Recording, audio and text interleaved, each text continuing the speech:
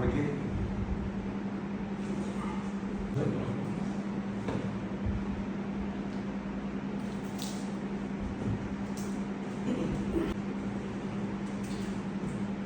ലൂസായി ലൂസായി ഒന്ന് ലൂസായി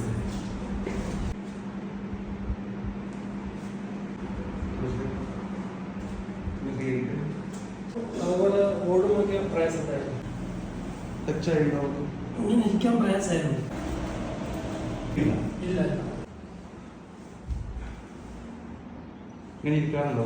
ഇല്ല, 4 മാസം മുന്നേ കുറച്ച് ഓവറായി. ഞാൻ ദുബൈയിലായിരുന്നു.